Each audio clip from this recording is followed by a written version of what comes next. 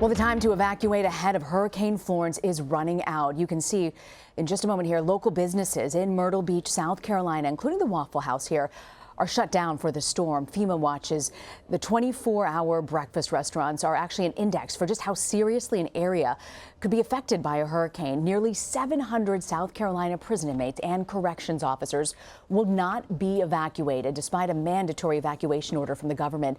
The state's corrections department says that it's been safer in the past to actually keep the inmates in place. Well, joining me now from Myrtle Beach, South Carolina, CBS News correspondent Don Dahler. Don, how dangerous will it be for people who just can't evacuate or won't? Yeah, well, the big question here, Rena, is how dangerous is this going to be for this area? And that's a question that no one can really answer yet. We don't know the degree to which this storm will hit. Right now, I can tell you Wilmington, where the eye is expected, is about a little over 70 miles that way. But this storm is so massive that even if it hits Wilmington and goes straight west and does not take a southward turn and churn down the coast like has been predicted, then it will still cause devastation in this area. We'll still experience hurricane force winds, storm surge, rain. Now, I lived in Charlotte when Hugo hit in '89. I can tell you it was still a hurricane when it hit there, hundreds of miles inland. That was a very different kind of storm. That was smaller, compact, very powerful. It knocked down trees, knocked down houses. That's not what Florence is. Florence is a water event, which is even worse for this area. It's very low lying, and the intercoastal waterway goes a little ways over that way, making this in effect an island. So this area, regardless of whether it goes straight west or cuts down the coast, where I'm standing right now, will soon be underwater within probably the next 24 hours. Don, I'm slightly concerned because it's going to be underwater, but you're not wearing any shoes, my friend. Where are the shoes? Well, it's warm water, and that's part of the problem here, is that the water is so warm that it empowers these hurricanes. Ah, I see. Okay, gotcha. That is true. Then they're saying that's where the energy comes from these hurricanes is the warm, wet weather. You captured drone video of Myrtle Beach yesterday. How exactly have things changed since then? Yeah, the drones are great, aren't they? Especially when you can fly them to show something in perspective.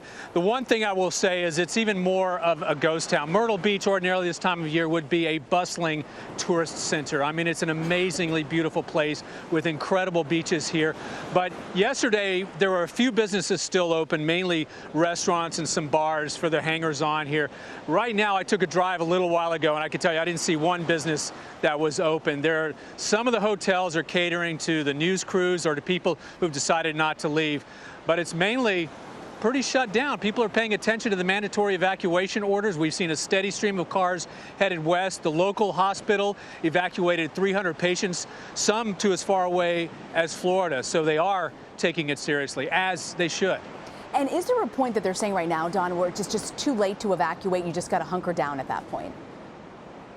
Well, there are curfews, I will tell you that. There was a curfew yesterday where businesses had to close after 5. There's a curfew in most of these communities up and down what they call the Grand Strand, which is this 60 miles of beach here, around 7 p.m. But I will tell you when the no-go time is, and that's when the winds have really picked up past 50 miles per hour because the emergency crews will not come out. It's when the storm surge comes in, when we might get as much as 18 inches of rain, and these rivers flood, the intercoastal floods, and you can't pass over the bridges. Then you're here. You're not going anywhere past that point, and that could happen as early as this evening, if not tomorrow morning.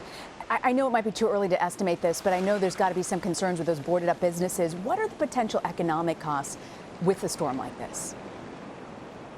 I'm not sure. It was a little hard to hear you, but I think you might be asking about the economic effects or the potential economic effects. Yes. Yeah. Well, this is hugely important to South Carolina. Myrtle Beach attracts about 18 million visitors a year. It injects tens of millions of dollars into the South Carolina economy.